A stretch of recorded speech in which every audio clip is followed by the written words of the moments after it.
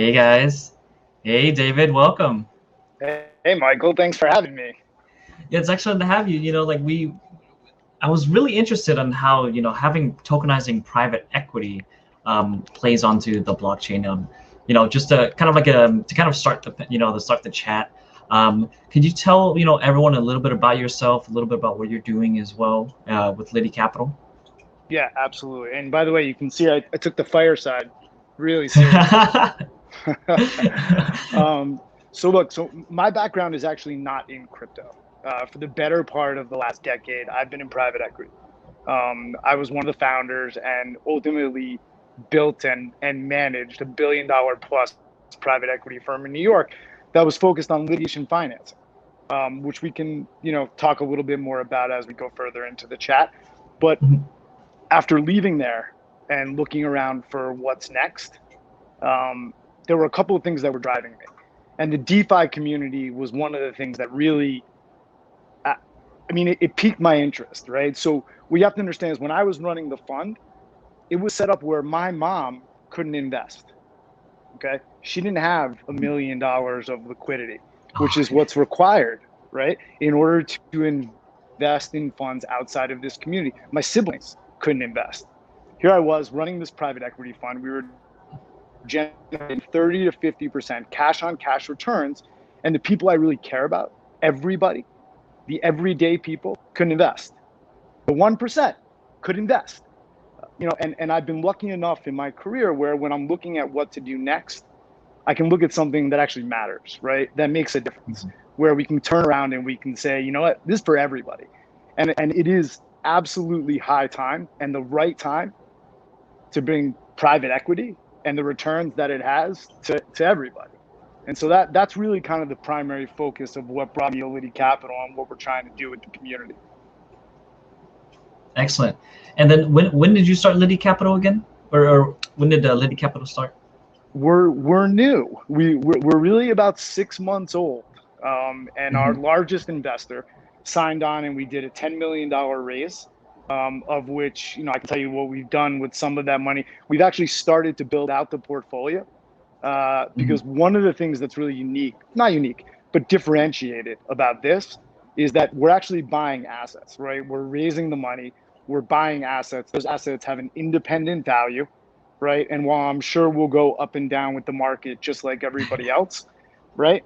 Ultimately, there are real things that we have that you can see, that you can touch, that will produce cash, and that ultimately will generate, money, whether in increased share prices or dividends, right? And we are going to be issuing dividends. If we make a profit, we are dividending that profit out to our token holders. So, we're relatively new, but we're very excited, right? New and named.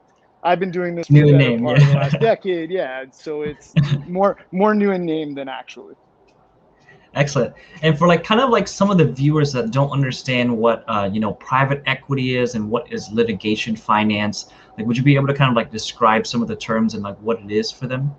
Yeah, absolutely. So private equity is basically private investment vehicles that function a lot like hedge funds. Okay. Everything that you read about hedge funds and private equity managers and people being obscene and what they're doing is not fair. I was in that world, right? And the problem is that it's only for the 1%, right? And private equity specifically is different from a hedge fund because in the world of private equity, you actually have to give your money for 5 to 7 years and it's locked up. And during that entire period, you can't get your money back. It's only at the end of that period, if and when there are profits, that money comes out to investors. And this is another, I think, really unique thing about what we're providing to this community, okay? Which is that this is going to be one of the first private equity funds where there's actually liquidity day to day, okay? And that is a big, big deal because one of the reasons why private equity funds get really attractive returns is because the money is locked up. It's long-term money. And because they have long-term money, they can go out and say, look, you're not going to get money for 4 or 5 years. This is a long investment, and investing in litigations can be a long investment, and you have to wait until the money comes out. What we're doing here is we're going to get those returns, but we're going to give people liquidity. You can trade in and out in an hour, a day, a week for $5, $10, or $50 if you want to. So that's a little bit about private equity. Litigation finance. So it's one of the newest areas of private equity, one of the fastest growing, and without question, one of the most lucrative. Okay. And what it is that it is financing people who have claims, oftentimes against large multinationals or even countries, and they can't afford to bring the claim themselves. Okay. So if you had a contract where you started a business and you had a VC investor come in and it was worth $100 million, right? And they took it from you. They would never do that to you, Michael, but God forbid, right? They took it from you and you then had to fight them. And they were spending tens of millions of dollars on lawyers and you didn't have the money. What do you do? And the answer is you come to me and my team, and we provide the financing for you. We provide the expertise for you. And this is the most important part. We get you paid, right? One of my favorite sayings is that a judgment is just the single most expensive piece of paper you've ever bought, right? It doesn't really mean much. The question is, can you enforce that judgment and can you get paid? You know, and in my career, that's probably what I'm best known for. And then like how does that interact with the blockchain though? Like how does that happen on like a blockchain layer? Yeah, so it's interesting. So we're layering in the blockchain in a couple of different ways, right?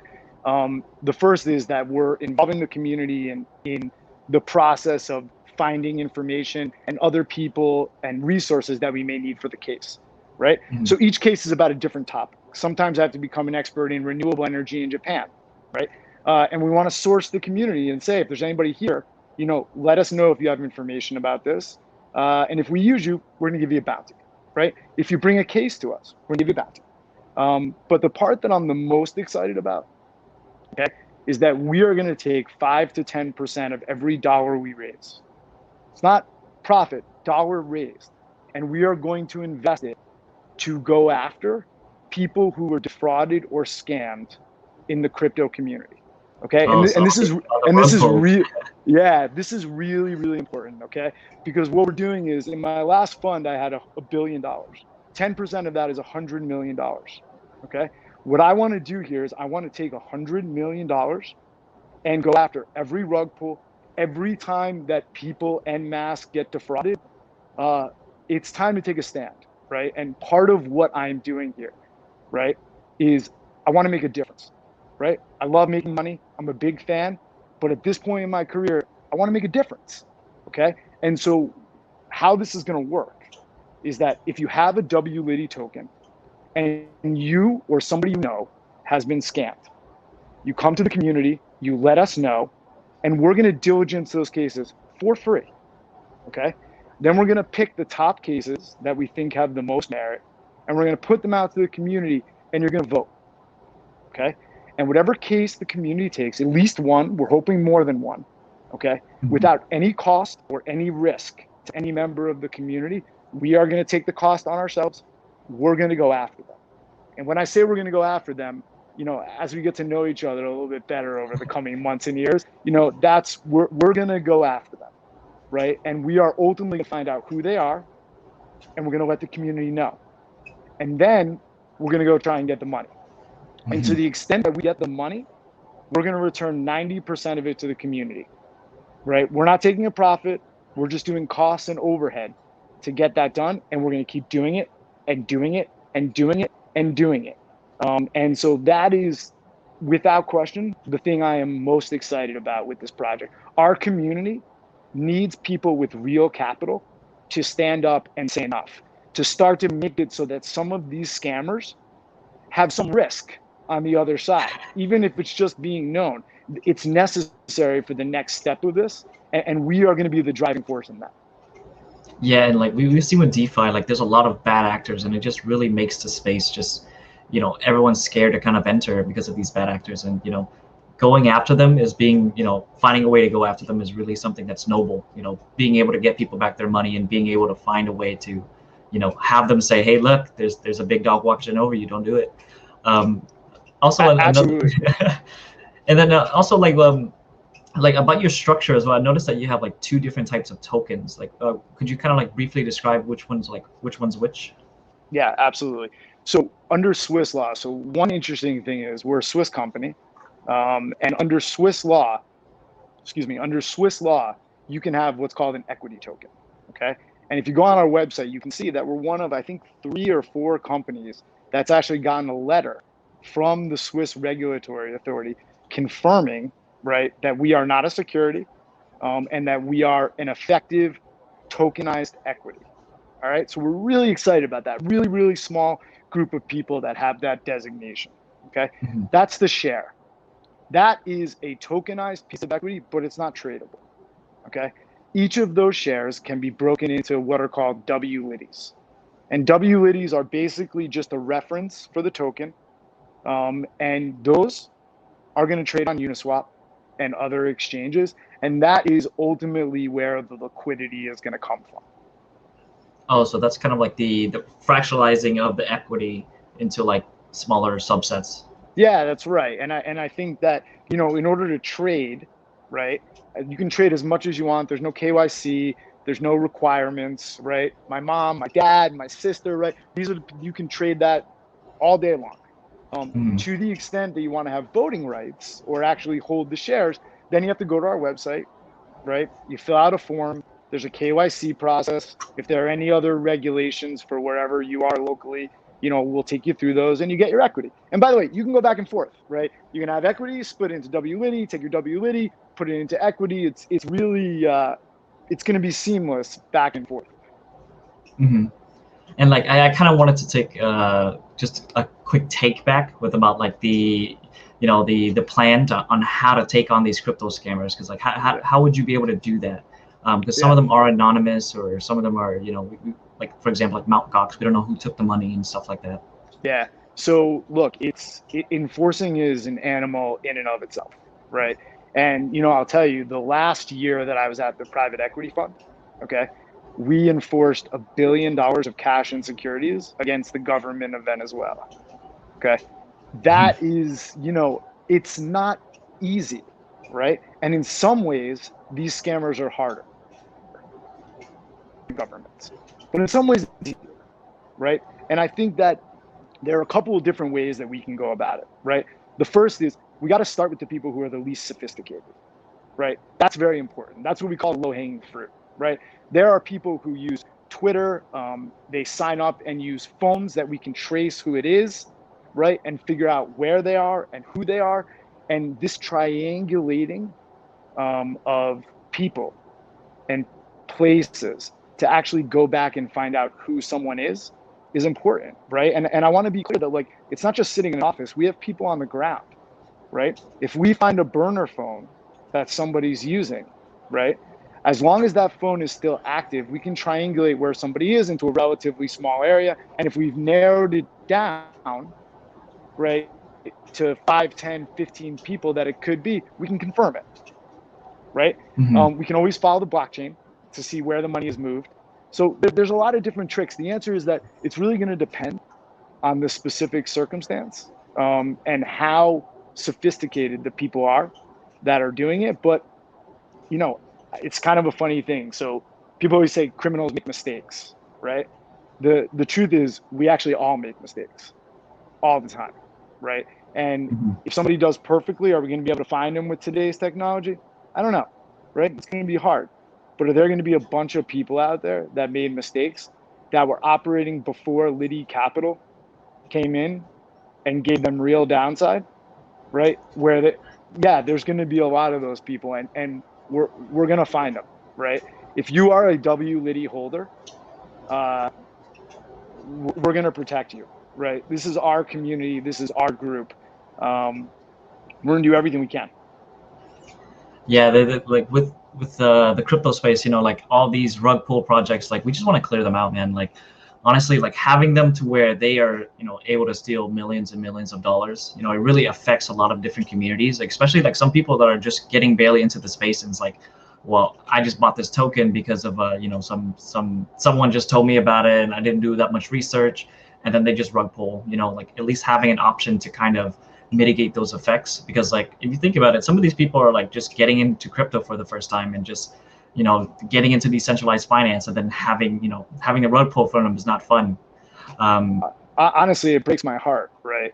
And I would tell you that I think for each of those people, we're going to lose them for years, right? Mm-hmm. With a lot of Mm-hmm. them, they're just going to be gone from the community, right? And we need this. I mean, no, I was telling someone the other day, right? I wire money, okay, and one of our investors was wiring money to us, and it took 4 days, Mm-hmm.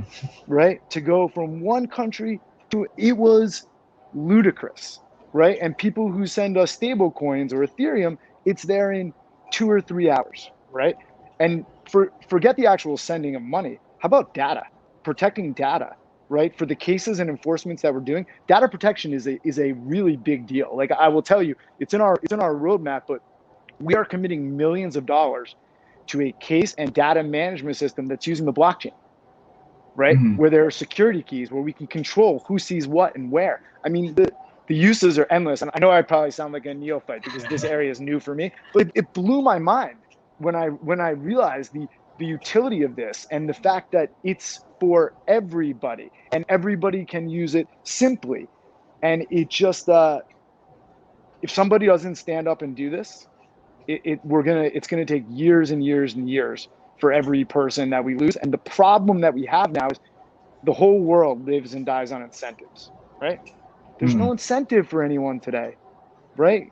Governments, there's no incentive. It's not regulated, right? They're worried about taxes. The individuals, that's not their job, right? That's not what they're getting paid to do.